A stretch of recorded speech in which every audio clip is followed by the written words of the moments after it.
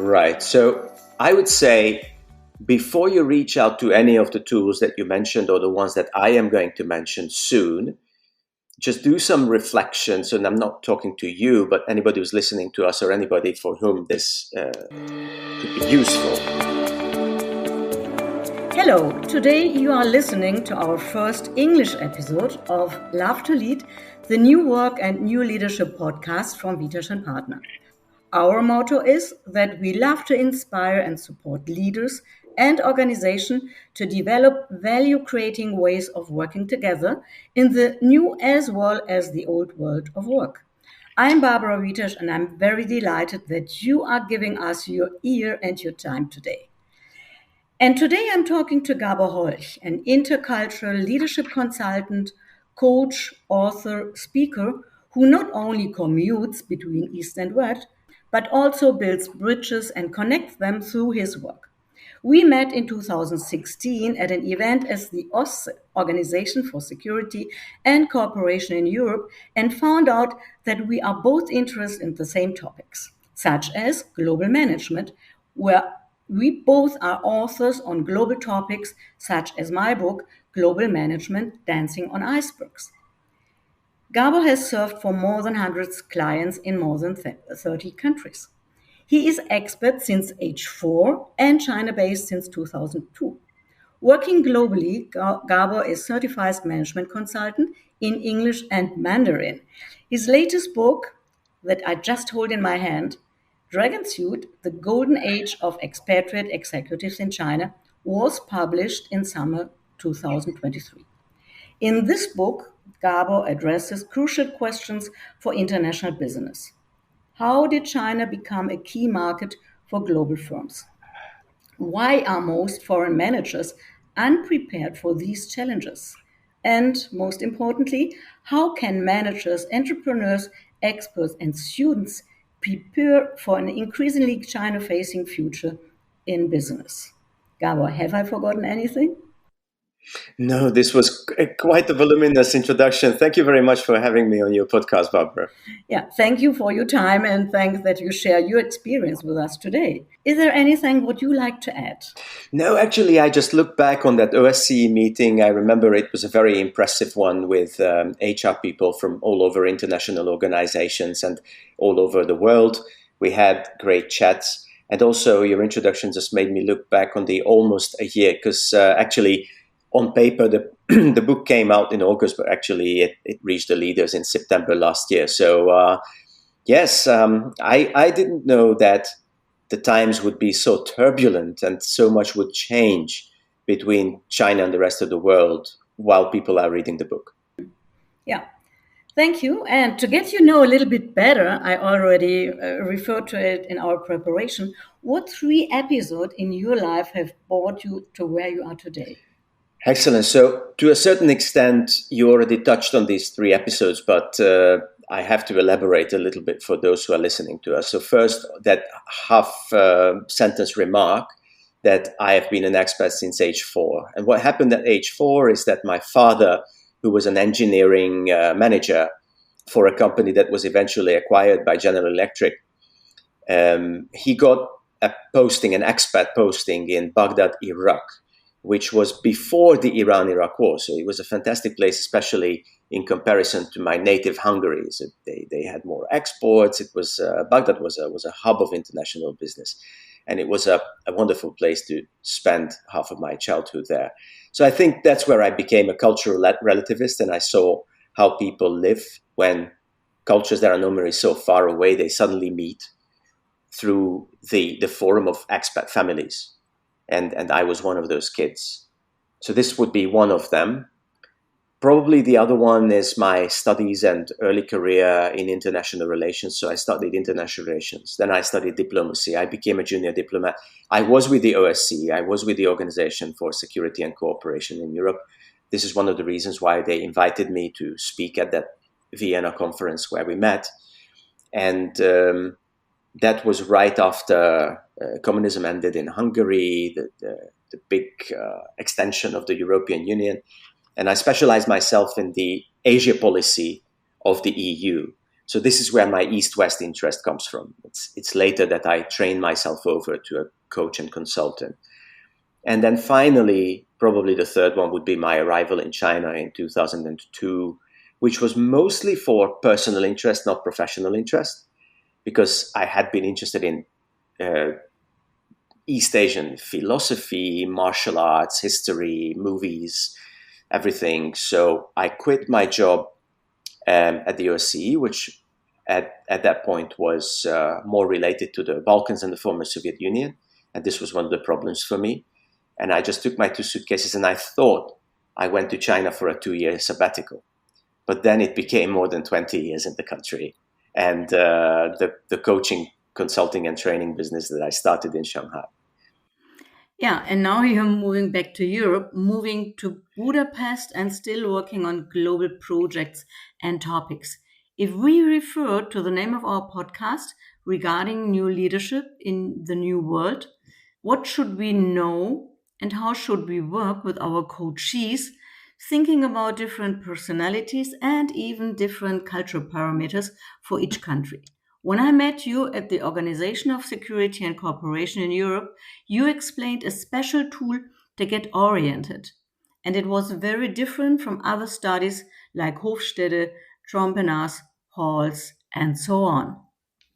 Right. So I would say before you reach out to any of the tools that you mentioned or the ones that I am going to mention soon, just do some reflections. And I'm not talking to you, but anybody who's listening to us or anybody for whom this could be useful.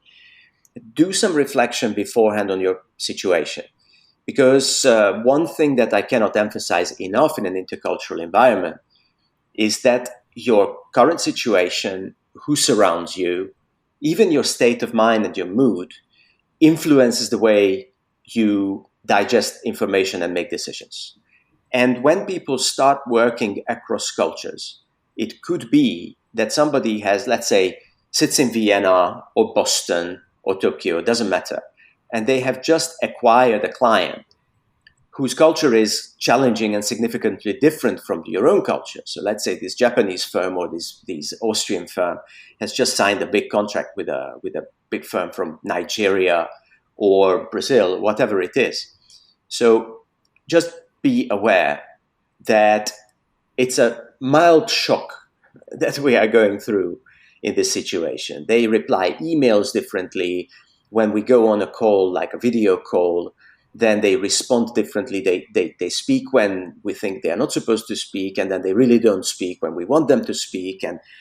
And we send them 5 bullet points and they only press 3. So this is the first shock. And usually I say, exactly as you would do in a first aid training or a scuba diving training or a safety briefing, breathe, calm yourself down, look at the objective facts, but also be aware that you're processing them under a mild shock, emotional reaction. I was on a call just a couple of days ago with somebody who had just arrived in Germany for a completely different Asian country. And one of the things was that her life is a complete mess right now. It's a huge cultural change. Her flat is not ready yet. And they are still moving in her stuff. There are actually repairs that have to be made on this flat. They are in the middle of the school holidays, so the kids are home. You cannot just send them off to school in the morning and pick them up in the evening. It is, in Germany, it's the middle of the holiday season. You cannot reach anybody. This is really not the time to make some big decisions. Once somebody does that, then this is the heart and the gut. Once somebody does this little reflection and breathes a little and reaches out, then it's time to go to the head. And then you can look at Hofstede, if you want to, Erin Meyer's culture map, as you mentioned, Intercultural Readiness Index. All of these are great tools. My personal favorite is a tool that comes from the UK called Global Disc, because it puts together the behavioral element, the behavioral analysis of DISC with something that is very similar to Erin Meyer's culture map, and then you can make individual versus corporate and national culture comparisons. But very importantly, in order for the tool to tell you anything, you need to know where you want to go. So if you want from Hofstadter to readiness check to global disc, they are like a GPS in your car. They can only tell you when to go left and right and when to slow down and speed up if you know exactly where you want to go. And this is what very often is not there at the very early stage. This is why this reflection is so important. Yeah. And even if you go there with an international expatriate contract for 3 years, it happened to me as well. I came there to Spain with a 3 years contract, and I remained for 14 years. But at the beginning, as like every change project that you have in a company, it's the same with yourself. You come there and you are really, oh wow, nice. I'm in another country, have new experience, and then what we really know, it's you're falling down to the valley of the tears, that you think, okay, I don't understand it, I don't know how I behave. And if we think about new leadership and new way of working, I think it's very important for everything that we reflect on it. I think one of the main competences for the future for leaders is reflection, and that is what you already mentioned at the beginning. How do you see the difference of working in the East and West? What do you say, culture and business life? Anything that you would like to say, okay, if you go from West to East, or what we see nowadays, if we have more and more Chinese companies coming to Germany, buying maybe automotive suppliers, and then the company culture is changing. Right. What do you see now in the new way and the new work? What is changing? Well, first, let me just bust a couple of myths about working across cultures, because there is a slightly different attitude from interculturalists, let's put it this way, people who are dealing with intercultural coaching, training, internally, HR managers who are assigned to these tasks, and the people that we are helping. So if you look at the material, even you read books by Erin Meyer, Hofstadter, or my book, for example, we are, of course, big fans of working across cultures and cultural understanding and cultural tolerance and using empathy and so on. We are people who voluntarily work across different cultures, and our job involves help people work across cultures. But the vast majority of the managers that we are helping, first of all, their primary goal is to deliver the numbers. Mm-hmm. If they are salespeople, then the sales numbers. If they are engineers, then the quality control numbers. If they are, safety managers, safety numbers, finance, and so on. So for them, culture is secondary. Mm-hmm. And the second thing is you must do this reflection, and you must face certain facts, even if they are not the kind of facts that look cool on LinkedIn when people post about it. And very soon, so when I coach people face to face, very often they self-censor, because if they discover something in themselves, in their relation to the given country, you don't even have to relocate. Because of virtual work, now cultures come to you. So you could be sitting in your birth city, but most of the time you interact with people from different cultures. So the first thing is, a lot of people who we help, managers who work across cultures, very honest with you, they couldn't give a damn about the other culture. So they didn't take that assignment to Mexico City or to Shanghai because they are passionately interested in Mexican culture or Chinese culture. They go there to work.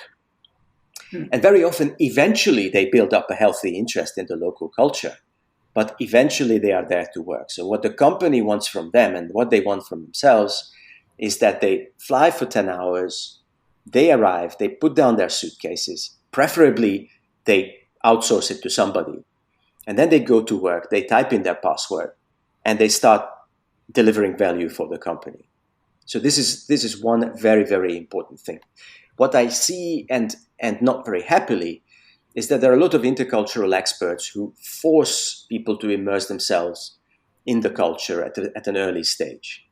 Now, the problem with that is that culture can be a distractor as well.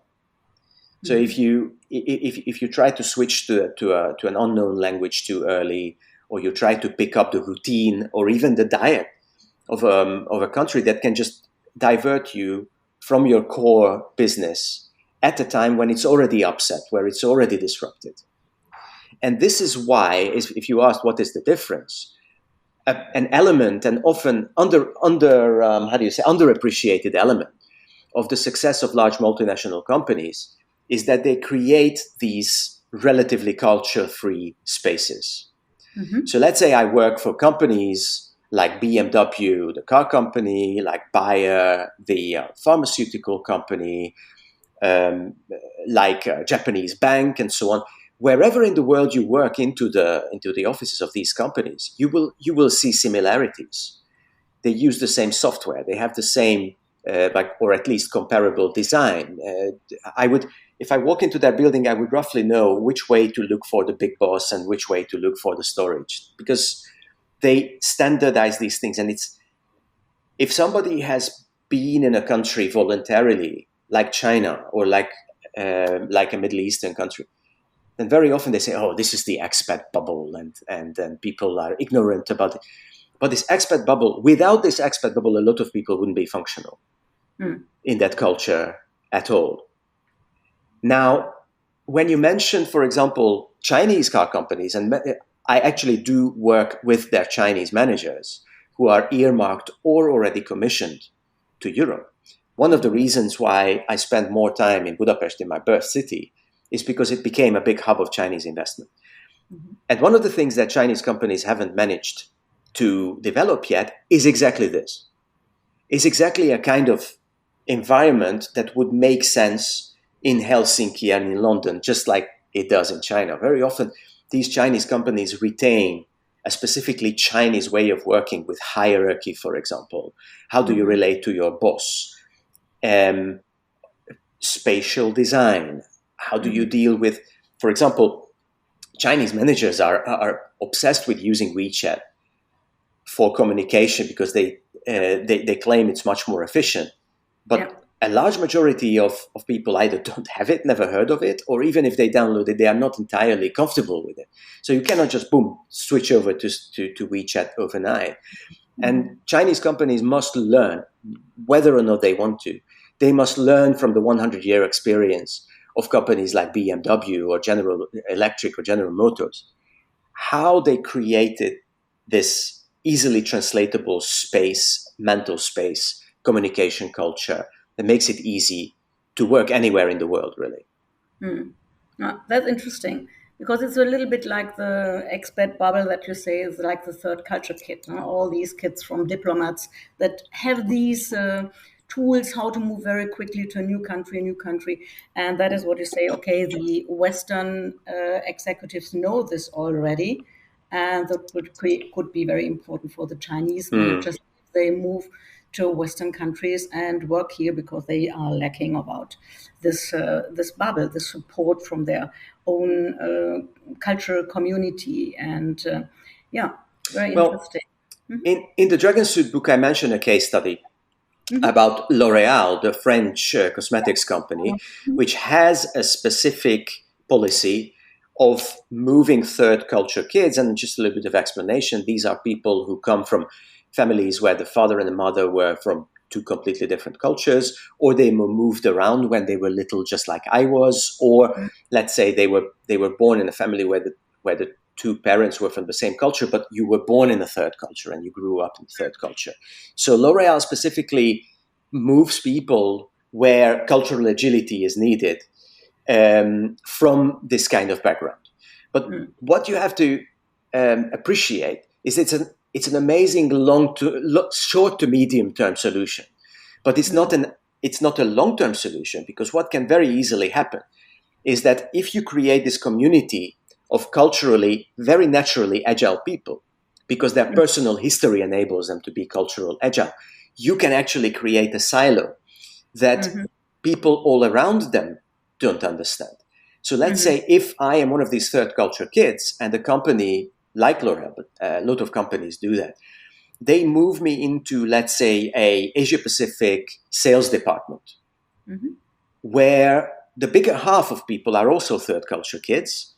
Then I feel comfortable.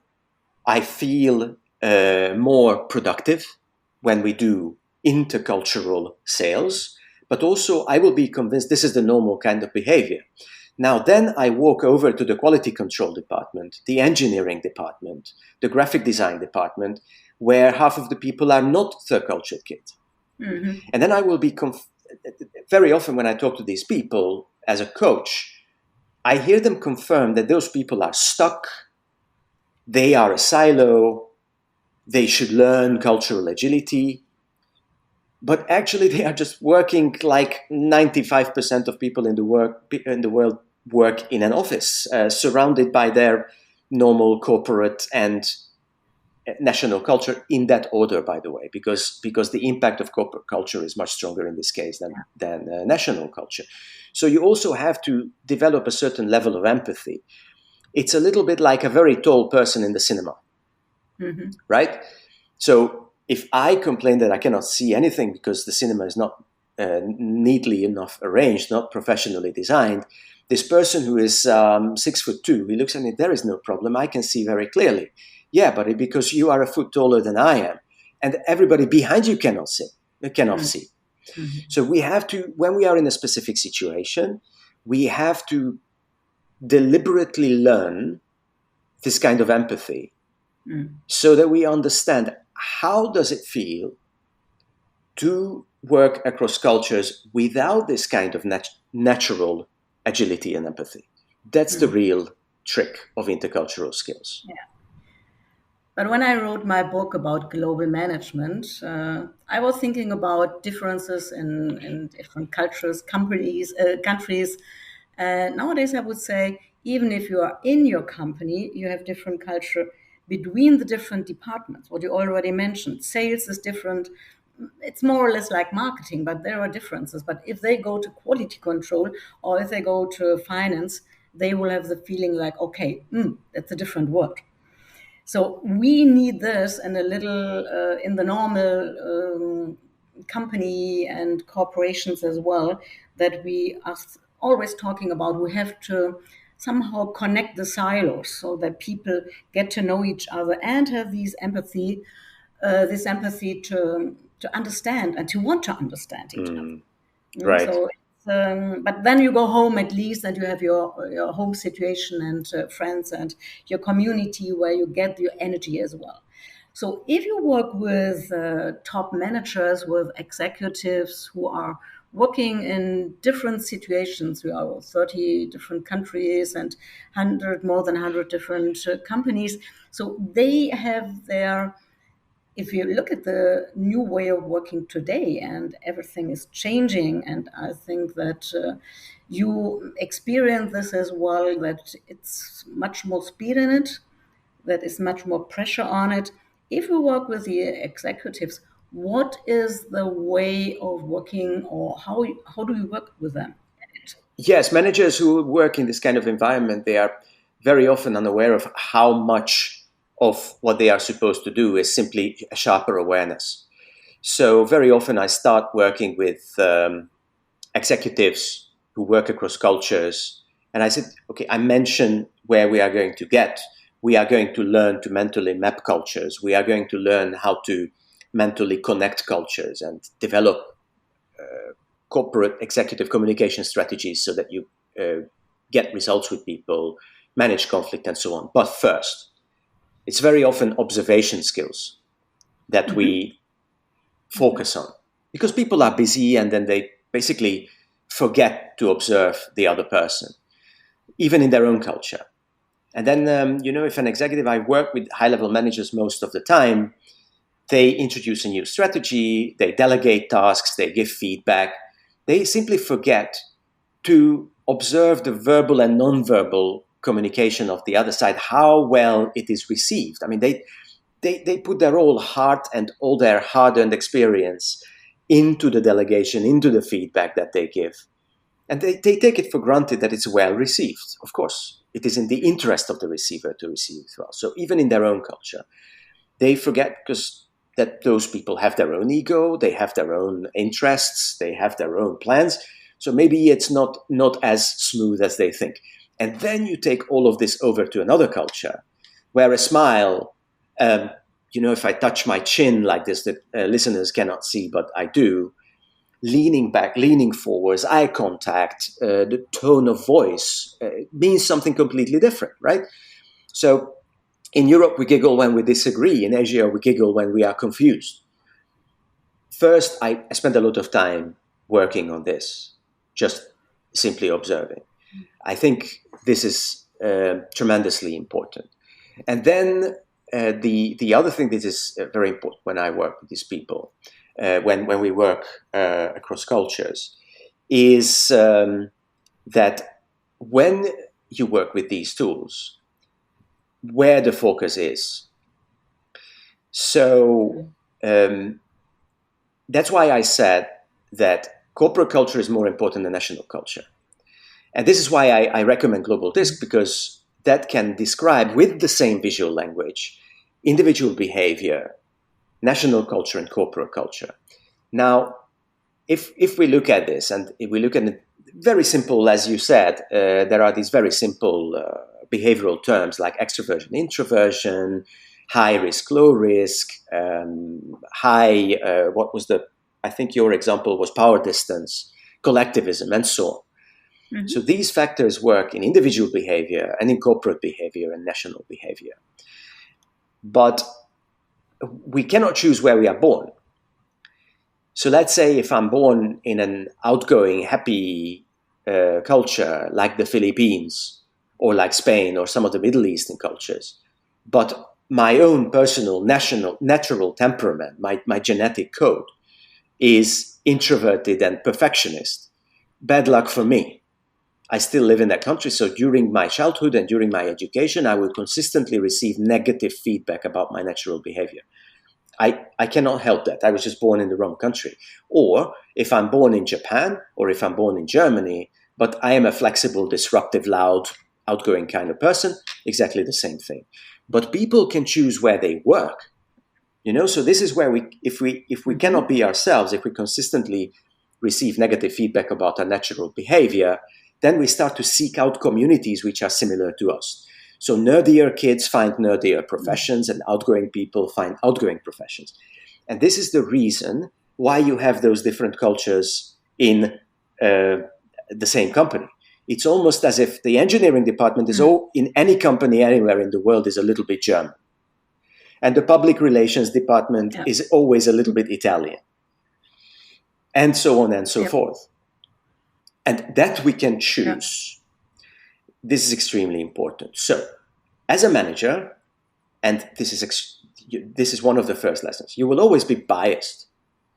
So, one of the people I mentioned in the book by name is in ThyssenKrupp, CEO level, comes not only from an engineering background, but actually he was a metal processing expert. And he worked himself up to CEO from there. He's always going to be biased towards the engineering way of thinking, even if he is a strategic decision maker now who has to take a lot of risk, who has to do a lot of networking. Smart people learn these skills, but at heart, they are still engineers. They are always going to be biased. That bias, we have to build awareness about it, right? When you interview with somebody or when you give more responsibility to somebody, and somebody is, let's say, disruptive, a little bit pushy and things like this, and somebody with that kind of background doesn't really like that person, but it doesn't matter because they can do something well, which somebody with an engineering mindset cannot do. So this is how I progress from awareness to skills. And then once we identify the right skills, then we start repeating, and build them into new habits. Yeah. I think I will speak nowadays about new work. It's about different approach. We have sometimes these agile projects, and we have new ways of working together so that the manager or the team leader gets more into, I would say, like a leader as a coach, even if I don't believe in it.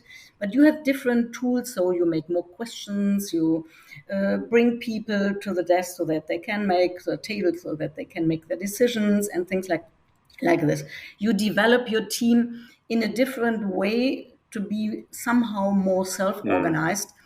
And you are going a little bit back so that they get the stage to work more on autonomy and mastery and things like this.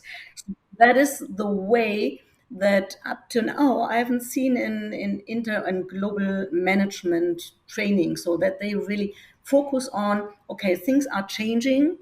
We are more, if you think of new generations, they want to be really included in all the decisions and work on their own and self-organization in teams and things like this. How do you see this in the global The context? way I see it is that, first of all, the way of working is always new because the world changes so fast. So every generation of managers at the company has to get used to working in a new way. But there are some very significant. I was born in the early 70s, so I would be Generation X, I think. And then why is it why? Anyway, so the listener can do justice about that. And then let's say younger managers who are in their mid 30s or younger right now. There is a significant difference in terms of the self-organization that you mentioned, or you can call it productivity if you want to, and how you relate to other people. So first of all, my generation, a little bit younger, we transitioned from first learning to communicate with people as human beings, and then the skills we learned were transitioned into the digital space. Huge difference. So we knew what it feels like to stand in front of a powerful person's office with cap in hand, waiting for an hour because he's in an important meeting. Nobody knows this feeling anymore, right? We know how to catch somebody on the corridor if you wanted something from them. Young people today only know this from movies, even though I think they should learn it. So this is very important, and we are catching up with tools because we had enough time to do so. Already in the late 90s, we were working with digital tools, but we transition our people skills into digital skills, whereas young people first learn the digital skills. Right now, so my own daughter is 23 years old. They started learning in school the digital way, right? When she became a teenager, there was not a lot of running around and loud music when her friends came over to study. They just went on an app, and she was sitting in her room while she collaborated with her friends. So they will have to learn these skills the other way around. And this is really not easy, because I will tell you, a human being, when you want something from them, is much more intimidating than an app. Of course. So and people don't, much more than yes, email. Yes, exactly. So if you want a job, if you want a promotion, if you want to sell something to somebody, if you have a supplier and you want to negotiate the price down, a human being can be face-to-face or even on the phone, can be very intimidating. An app was designed to help you. It's not going to push back. It's not going to, unless it crashes, it works fairly smoothly. This is one big difference. And the other big difference that is more underappreciated, but just as important. So let's go back to the 90s and let's look at books like The 7 Habits. Apart from making money on the book itself, right, it was not the interest of the authors of the book. So let's say if there was a company and they bought a copy of The 7 Habits and put it on the shelf, and the boss fell in love with it and kept talking about 7 habits. Okay, maybe in that book they bought a couple of 100 copies of the book, or maybe it was in the library and people picked it up, right? But Stephen Covey was not sitting at home thinking of ways to making people read the book in that company. But the apps that we are using today, they are commercial products. And the developers of these commercial products have a very strong financial interest to make people keep using the app. And when I coach people, I give them a little bit of tough love. And I say, sorry, if you become more productive or less productive, or it becomes an addiction which interrupts you every single day from real work, they don't care. As long as you use the app, they are winning. You are a great client. Yeah. And this is a new interruption in the new way of working. And it's extremely important because basically people have to look at it as very often they turn the whole thing upside down. And now they are working 8 different apps, and they are very angry at a little bit older managers because they are not catching up with the app so far. But if you look at the productivity, very often can be extremely low. Yeah. So it's not necessarily true that young managers are digitally agile and older managers are not. I think generations really, really have to work together in this so that companies don't just become good markets for the apps. So, if we refer to our main idea of the podcast to new leadership, recognizing also diversity within generations and nations, we may see young people in China watching movies, making phone calls, writing on WeChat, and eating at the same time. I always ask myself how these young brains can process it. And as a leader, how can I lead my team to a high performing team? As we said before, we need observation, self reflection, a team reflection, and handling the overwhelming workflow. How would you work in your coachings and consulting to overcome these impediments? I think the easiest one, what I usually recommend to leaders, is to use a storytelling approach to what we are really doing here in this company and what is the ultimate goal.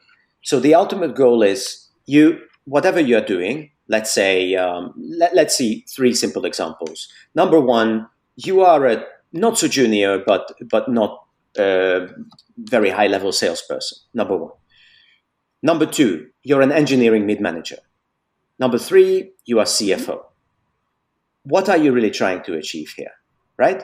If you're a promising high potential salesperson, you are supposed to sell. Who gives you that? Another human being. So this is how the story works. Just look at it, turn it into a Netflix movie in your head. You're trying to get something, and the gatekeeper to what you want is another human being. Everything else is just a tool. You have your goal, which is an abstract entity, and you have the person who is a physical entity. And if you manage to kind of align these two, you're a winner. Your apps, your time management, the building, the suit, the car, the laptop, or everything, single meeting is just a tool. If you can sell without these, please do. Otherwise, it's a waste of time. Now, let's say you're a mid-level engineering. Let's say the engineering manager. Let's say you are one of the persons earmarked. Next promotion, you will be factory manager. What is it that you're really doing here? You have to meet certain numbers, production, quality, and so on. Who gives you that? Your workers, your team leaders, another human being. Again, the same story. The abstract and the human. Everything else, the performance management system, the machines, the processes, just a tool. So please never forget which one, and the CFO, the same thing. Again, now you know the song and dance.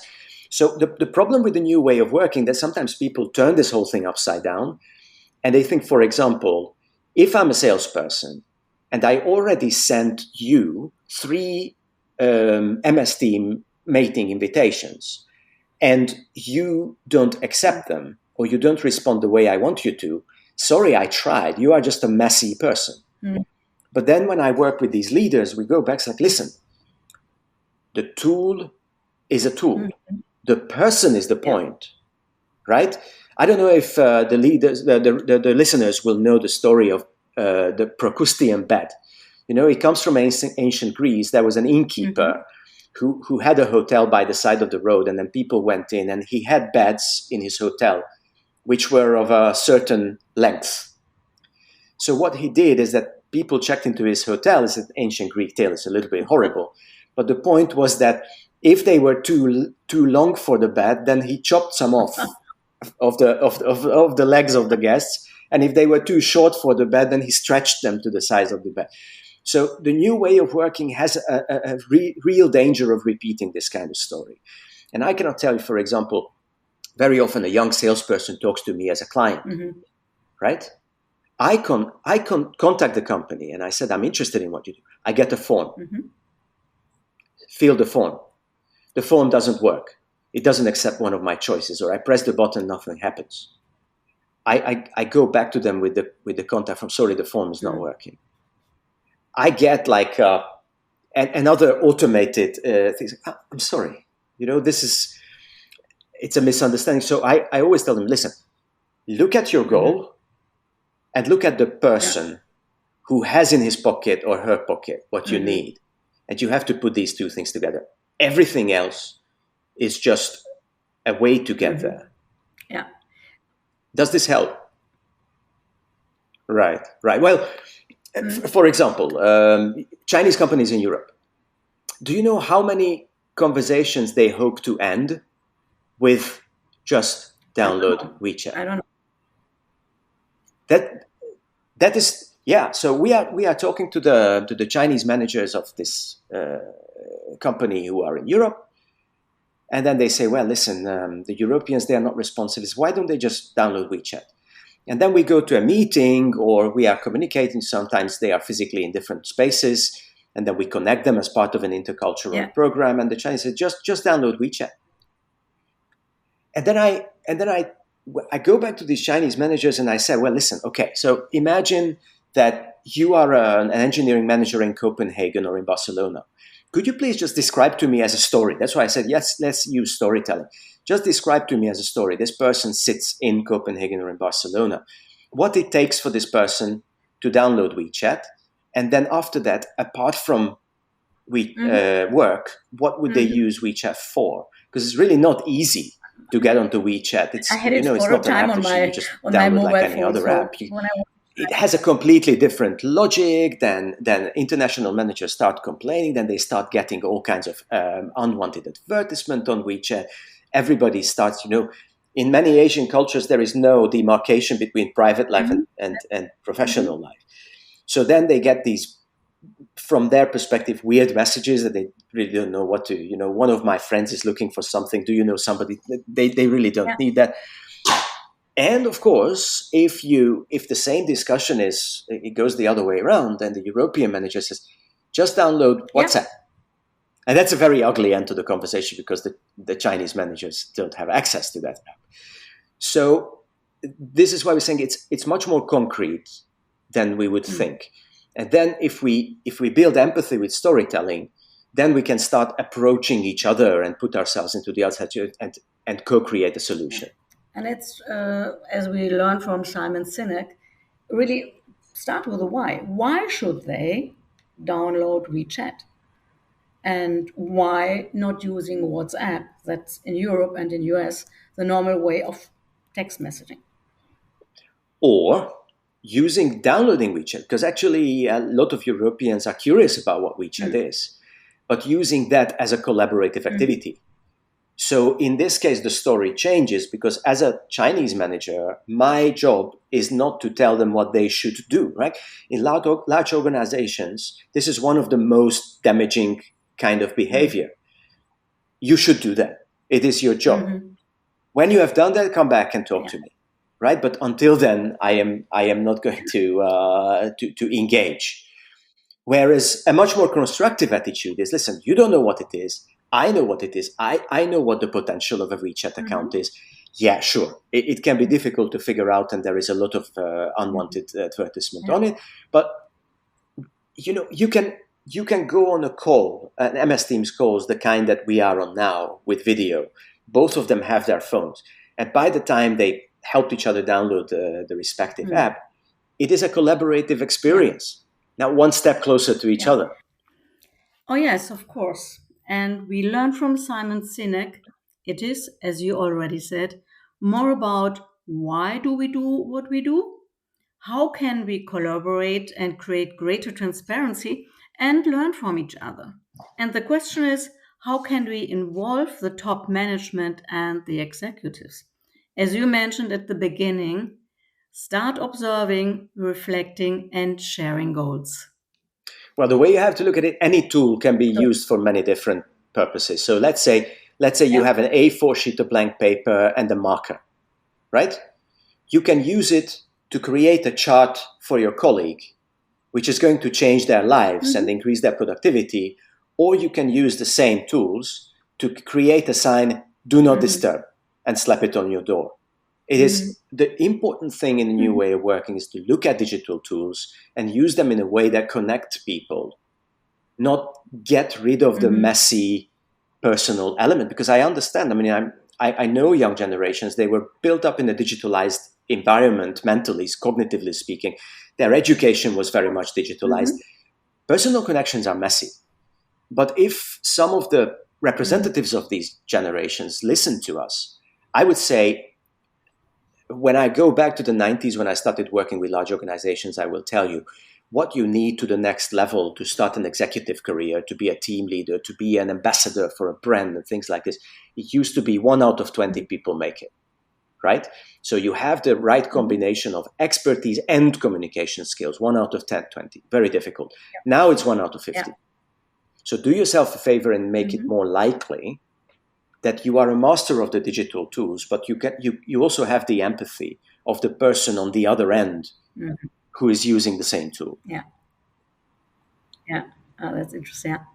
Thank you very much. So, Gabor, our time is coming to an end. And so thank you very much for all the insight. It was really great to have you in our virtual studio today. But if you think about your job, what you most like to work with executives and being in a global world? I'm a little bit of a nosy person. So I love being involved in people's personal stories. Those who read Dragon Suit, if they pick it off the shelf, they might expect a business book, but they are going to get a bunch of stories with very important corporate and leadership consequences. So what I really, really enjoy is, I step into a room with 12 managers from different countries and different functions, or I sit down with somebody over a coaching dialogue, and then they start talking about why something annoys them, and they start talking about what their dream is, where to get in a month or in a year, and then I poke the conversation a little bit, and they share with me what is their honest opinion about each other, and I just felt jubilant, because human stories are so complex, but they are behind every single one of our heartaches and our successes. And just to understand our story, our own story, developing story, the way we would understand our favorite novel or our favorite movie. Everybody has let's say a comic book or a novel or a movie that you just keep digesting again and again and again. If we understand our own story and the story of the closest people, we don't have the energy to understand everybody's story, but the closest people to us, those who hold our future in their hands, that is the joy of my profession. Yeah, I always say that we never enter the river twice. The river's flowing and we change constantly, not being the same person in the morning, at midday, or in the evening. And that is the same with a preferred movie. If I see it again, it might be different. But it's true about every story. So just take a good movie and ask your family, if you're watching together, or your friend, if you're watching together, to sit down with you and watch a great movie, and 20 minutes before the end, switch it off and have a conversation about it. That's what coaching is all about, right? So every story is an unfinished story. And this, of course, once you finish the story, you keep thinking about it. Okay, now they are together. Will they stay together? Will they get divorced in 5 years? Our own story is an unfinished story in the same way, but the arch is what we are trying to understand. And then sometimes in executive coaching to rewrite. Yeah, so we are like guides in the process, in a personal process, in a company process. Yeah, we are mirrors. Yeah, that is what I really like, to be mirror. Yeah, thank you very much for your valuable insights into your experiences and ways of working with executives around the world, and for being my guest today. Yeah, we will link your contact details in our show notes, where you can be found on LinkedIn, where someone would like to buy your book, and how to get in touch with you for further questions that may arise. And thank you again. And yeah, see you soon. We stay in contact. Thank you very much. I look forward to hearing from everybody. Thank you. Yeah. Yes, that was Love to Lead, the podcast for new work and new leadership, and for leaders and organizations in transition. Thank you for spending your time with us. And if you like our podcast, I would be delighted if you recommend it to your network. And if you listen via Apple Podcast or Spotify, please give us 5 stars. This will help us enormously to reach more people who are also interested in loving to lead and creating a working world in which we would all like to help the shape. See you next time.